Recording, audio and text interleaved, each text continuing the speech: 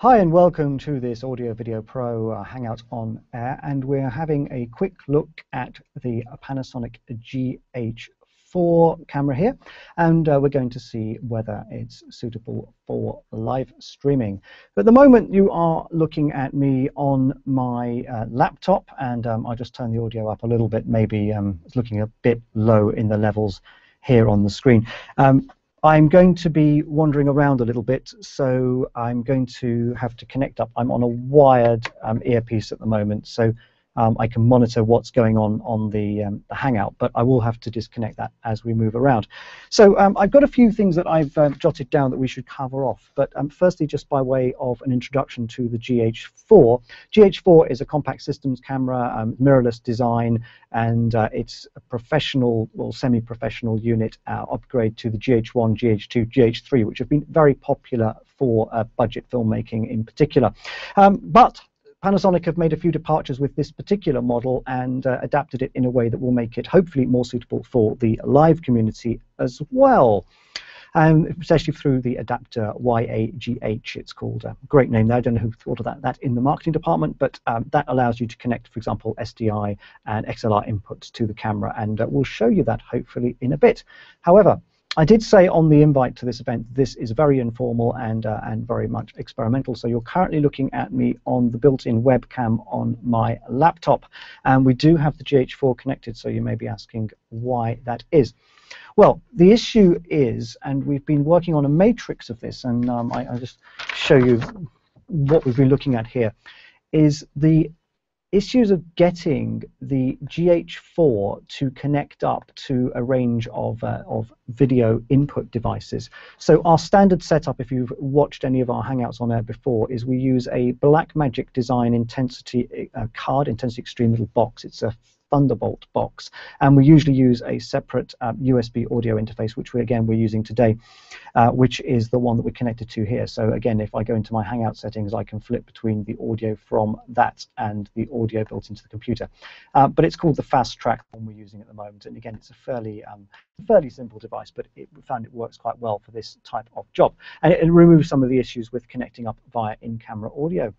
However, if I go into my settings now, I won't do screen sharing with you.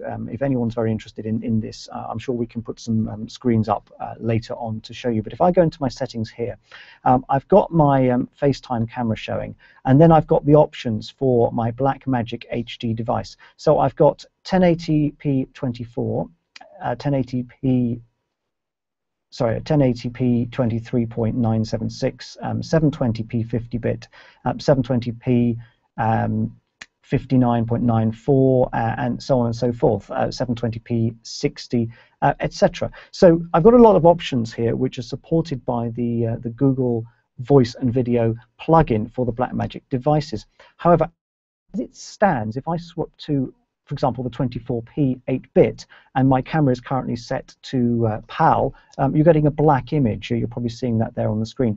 Again, if I go to the NTSC PAL 8-bit, you'll also see a black image. If I again go down, the 720p's obviously are not relevant here.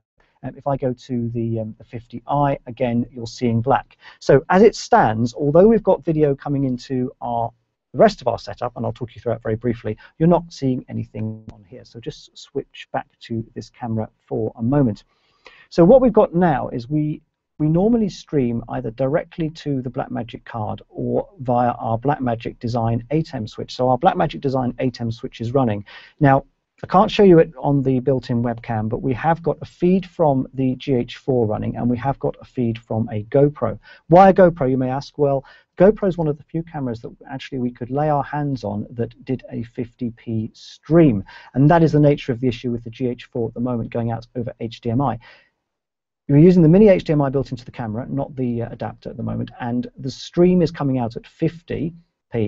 That's picking up fine on the Blackmagic, but that isn't going through our output into our encoding box here, which is our Blackmagic intensity. So that can't at the moment see that 50p stream. Now, if I just leave this running on the built-in webcam for a moment, what I'm going to do is I'm going to go over to the Blackmagic application, and we'll have a quick look at that. So just as I go into the applications here on my computer, we'll go into the Blackmagic, and the application here is called Media Express.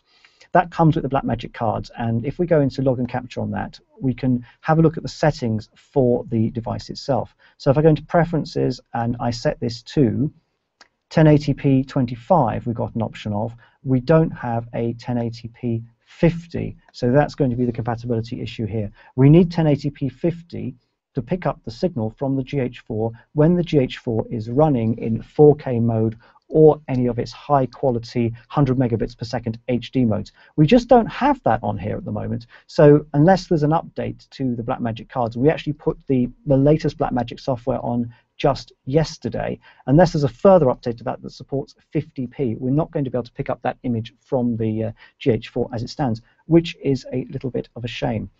It also means that we have to juggle around all the other cameras that are present in the Hangout. So what we're going to do next then is we're going to switch back over, and I'm going to see if I can actually reset the various bits of equipment here to accommodate a different stream. So what we're going to have to do, and this is a trick that also is supported, for example, on the Atomos external recorders, is to record a 1080i signal, and that 1080i signal should be compatible with the Hangout. So if I just go over, and again, you'll just have to excuse me that we've only got the one camera running here at the moment. As I said, this is very informal. I'm going to go over to my ATEM switcher control panel, and I'm going to turn that from 1080p 50 to 1080i 50. And if I set that, then that will effectively reset the screen there. And I will wander over. I'll just unplug myself. So apologies if it's slightly noisy. I'll unplug myself from the audio and wander over to the camera and change the settings on that.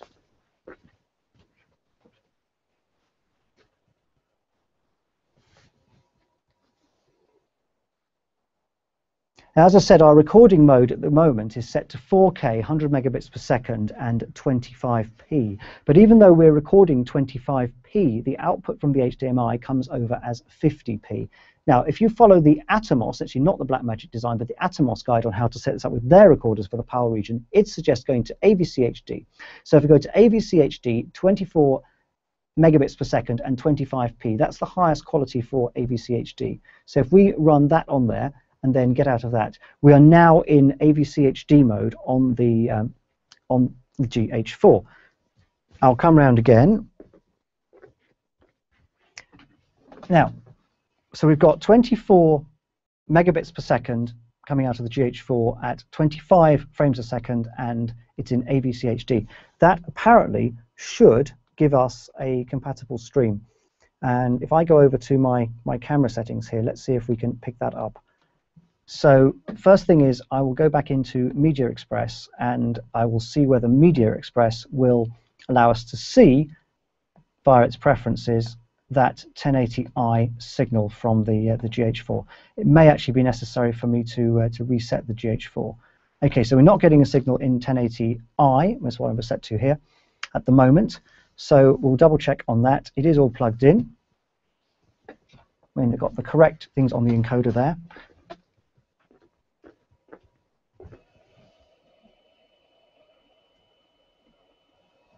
I'm just going round the back to make a double check visually that we haven't missed anything out. But we've definitely got program out running into the HDMI in our Blackmagic encoder, a Thunderbolt from there, and it is showing up in the application, but we're not getting a signal onto the Vision Mixer or indeed the application at the moment. So let me just double check why that might be. So again, we've got 1080i 50 at the moment showing in our preferences, and that should be what we're set to on the Vision Mixer as well.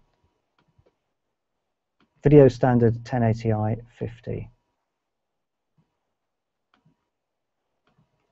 Sometimes you just have to go through a few of these settings to see which ones work. Okay, so now I've got 1080i 50 stream coming up, and that's showing our GoPro feed, which isn't again really what we're looking for here. We're looking for the GH4 feed. So let's bring up 1080i 50, and at the moment we're getting a blank image again there. So again, once more, I'll have a quick look at the change my program feed on the button there. I'll have a quick look at the system and see whether any of the other settings will allow us to do that. Now, we did write some of these down. So having written some of these down, AVC HD 2425p should be giving us the correct feed from the ATEM. So it may just be a question of switching the camera off and on again and seeing if that brings it back up.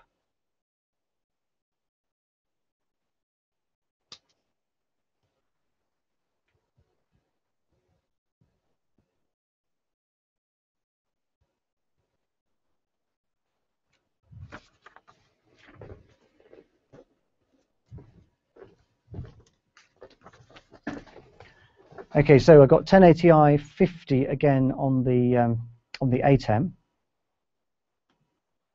and we're not getting an image from the GH4. Now we are getting an image from the GH4. It's probably, because I've just reset it, it's probably horribly out of focus. We've now got that image in Media Express. So let me go, and I don't want you to see me out of focus, so let me just go and set the focus manually, and then we can have a look at the image from the camera.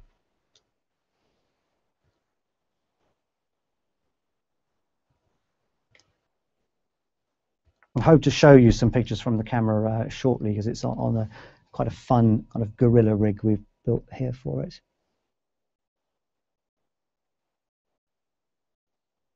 Okay, now I haven't got anyone helping me today, so it's just a question of a bit hit and miss with the focusing here.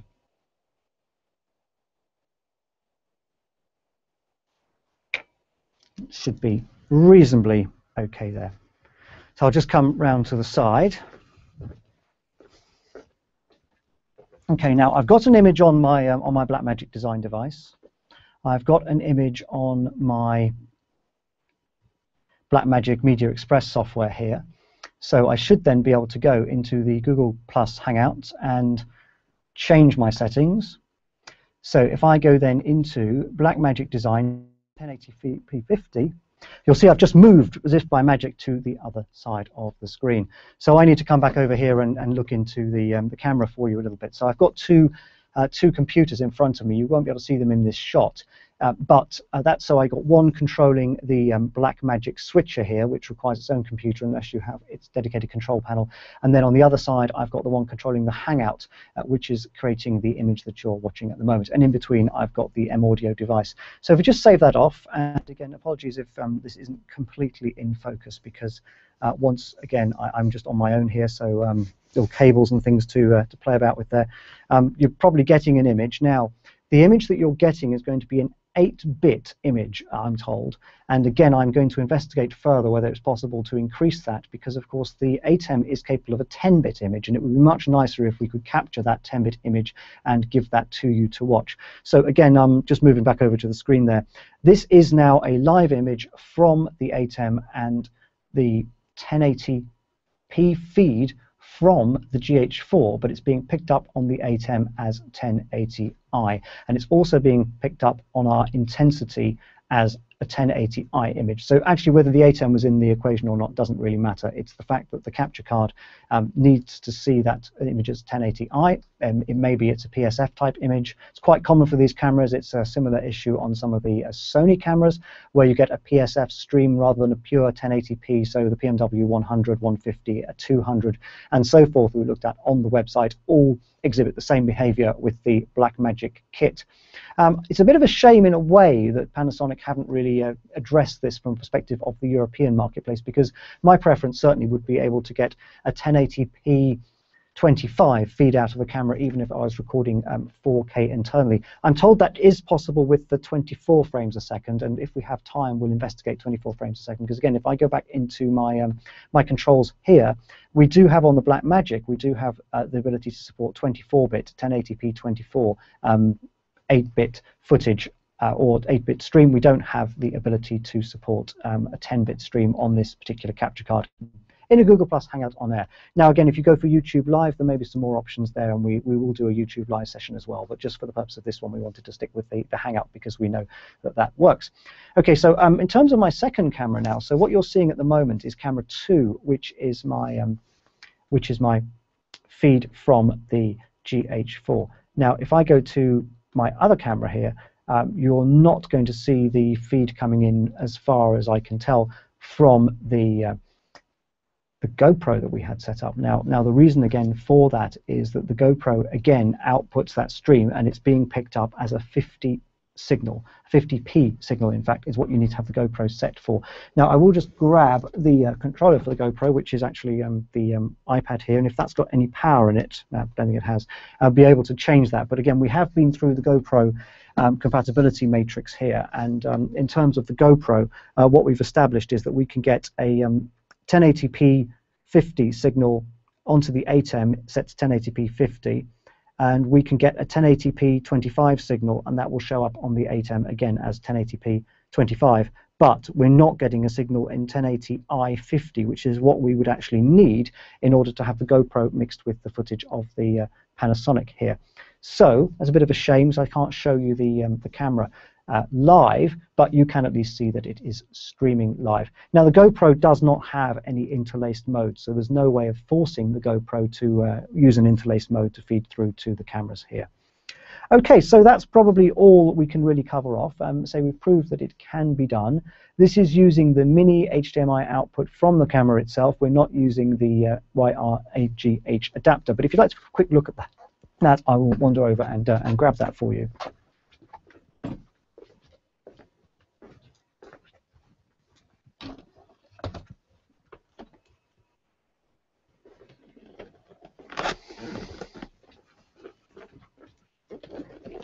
Okay, so just really get an idea of what we'll be looking at here in terms of the settings. We're still running on the correct settings here, so I'm just double checking that. This is the box, an unboxing video, but this is the box for the adapter. Now, it's quite a large piece of kit, and it also requires an external power supply. So if I just remove some of the manuals and things from the box there and lift it out. Out of the box, Panasonic doesn't supply this. Sounds like I'm being very down on Panasonic. I'm not, but there are some things that you need to bear in mind, especially if you want to use this type of equipment in a live production environment or studio environment. And Panasonic does not supply a powering option for the YAGH adapter in the box. In fact, Panasonic doesn't supply a powering option at all for this unit. So if I just hold this up to the camera, this is what it looks like. It looks like, obviously it's not going to focus on this because I've set the camera to manual focus, but this is basically like an oversized battery grip, if you could imagine. It's quite a chunky piece of equipment. It's pretty well made, actually. It feels solid. It's got a little adjustment there for the HDMI replicator, which takes the micro HDMI and turns that into a full-size HDMI. A full-size HDMI output on the side there, if I hold it up. You've got your audio levels. Again, apologies for the focusing, but you've got the audio levels there on the camera, on the controller, which allows you to adjust that. You've got microphone and plus 48 volt and line, stereo or mono, 2 channels. You can set the levels independently. So again, it's quite a sophisticated piece of equipment if that's what you want to go with. It's got some mounting on the front, apparently for rails for mounting a heavier lens. And again, if I could show you the picture of the GH4, we have the GH4 on a little bit of a gorilla rig here with some rails and things anyway. But that's on there. You've got audio level meters. If I switched it on, you'd be able to see that. And on the end, sorry, the business end of it really, you've got your 2 XLR audio inputs, and you've also got the SDI inputs, HD SDI and quad SDI. Time code in at the very end there for slaving. Only time code in, not time code out, unfortunately. So you can't use the GH4 as a master, but you can slave it to another camera or audio recorder or other time code source. And then at the very end here, you've got what to many observers have said is the culprit in terms of the usability of this box, is a 12-volt DC input. Now, this is a 12-volt DC input on a 4-pin XLR. So that's what you're looking at there. In order to power this unit, then, you need to invest in a powering device of some sort. Now, the cheapest one that we've been able to find readily available is this one from, if I show it to you, this is from Hawkswood. It's about £60 plus VAT, and basically it's a 4-pin XLR and an adapter, and the adapter is for, if you just put the YGH to the side there, the adapter is for a Sony MPF battery. Now, this particular one is actually a Hawkswood model as well. So that's what we're going to power this with. So if we put that in there and then clip that together, it takes a bit of a brute force to actually make it connect, but that's fairly common with MPF type batteries. Then essentially you have to connect that to the YGH, and then when you've connected that up, you can connect up the camera and switch it all on. So this powers the YGH adapter. So I could do a little bit of a demo. Obviously not going to connect to the camera because you're watching the camera at the moment. We've only got one of these here, but basically this would power up the unit there. So again, apologies for the focus, but that's the powering unit you're looking at, and then the power unit, a fully charged battery, will come on. I think it will come on regardless of whether the camera is switched on or not, actually, but I haven't put that bit to the test. And then there's various connections on the top to go into the underside of the GH4. So that's really how that works, and it does add an awful lot of functionality to the camera, and potentially makes it a very useful studio camera to have around. But again, it's £1,000 if you buy it as the kit, and actually about £1,500 if you buy it on its own. So you've got to be pretty sure that you want those extra connections, and particularly the HD SDI and 4K SDI and the timecode connection. Because if you just want to add audio to the GH4, then of course you could simply buy something like the Tascam DR60 that we've tested on Audio Video Pro in the past, which gives you 2 XLR inputs plus a stereo mini jack input, and then converts that to, I'm just putting that thing down now, converts that down to a mini jack input for the camera. And that's an excellent bit of kit. Also records internally on an SD card, or you could go for something like a beach box, or you could stick to system audio. Just again, apologies that I can't show you our rigged up GH4 here. I'll take some stills photos of it for you as well, but we're using a Rode Video Mic Go with the GH4. Again, some people have reported some issues with Video Mic Pros with the GH4 and a buzzy noise, and we have had some mixed results with that ourselves. We do have the Video Mic Pro here. The Video Mic Go, though, which we actually just bought as an extra microphone to have, seems to work absolutely fine with this camera, certainly for a sync audio track. So that's a relatively inexpensive option, and plug that into the back of the camera.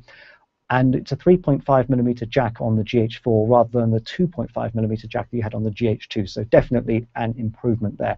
So that's how we have the camera set up for audio, but the audio you're listening to here is actually just for anyone who's interested. It's a Sennheiser radio mic that we've got connected up, so that's connecting up to the M audio rather than through the camera. Okay, so that's everything that we're going to show you today. So what we have shown you today is that the GH4 will output a 50p signal if you have it set into the 100 megabits per second 1080p mode, so it's the full HD mode, or indeed the 4K mode, and it downscales, but it's a 1080p 50 signal. Now our ATEM can pick that up, but the downstream equipment cannot. So for example, the Intensity Extreme box we're using for the streaming here can't do the 1080p 50, or at least can't see that 1080p 50 stream. Also, we have a hyperdeck in our rack here, Blackmagic Design Hyperdeck, and again that can see the signal at the moment. It's actually showing it as a 1080i 50 signal on its own internal screen, but again it won't see the 1080p 50. Next time we do one of these, we'll rig up another camera on the side, which so we've got an option to go from, rather than the GoPro, to go for something like a consumer Sony camera or one of our other Sony-based cameras, which can do 1080p SF. So that's a progressive stream over an interlaced signal, and again that would give you 1080i 50 on the Blackmagic Design Kit, and again it's compatible with the Google Plus Hangouts on Air and YouTube Live. Why might you use that? Well, actually it's quite a good option, because certainly on the Sony cameras that we have, PMW 150, 200, those type of ones that we use, that gives you the option of recording 1080p internally on the Sony camera, so that gives you a full resolution recording, but outputting a 1080i stream for the broadcast, which actually, pros and cons, it's not as good quality if you're recording the mixed video for later reuse. Of course, you've got the original media to go back to in your cameras, but it is a slightly more compatible format. So 1080i 50 is a slightly more compatible format for a lot of the streaming equipment, at the moment at least, than 1080p 25 or 1080p 50. Of course, you do have the option of doing 720p, but that would be a bit of a waste of a camera like the GH4, which of course is 4K. So just a very quick test to see whether or not this works. A few things that we need to demonstrate in terms of the setup. It is possible to stream from this camera. It doesn't have some of the limitations in terms of recording time and so on that you have on other cameras. You're not fixed with a 12 or 15-minute recording time that you might have on, say, some of the older designs of the Canon cameras. And also it has, as it goes out saying these days, really on a camera of this class, but it does have the ability to take off the overlays, so you're not going to be seeing any overlays on the image. That's all built in. It's got a lot of controls, and we will be reviewing the camera soon, and we're hopefully also going to have a live Q&A session with one of the Panasonic ambassadors, Nick Driftwood. That will be after IBC, so probably towards the middle or end of September or even early October, but that will be part of our in-depth review of the GH4. In the meantime, though, my name's Stephen Pritchard. I'm the editor of Audio Video Pro. There's been a very quick demonstration of live streaming using Panasonic's GH4, and thank you very much for watching.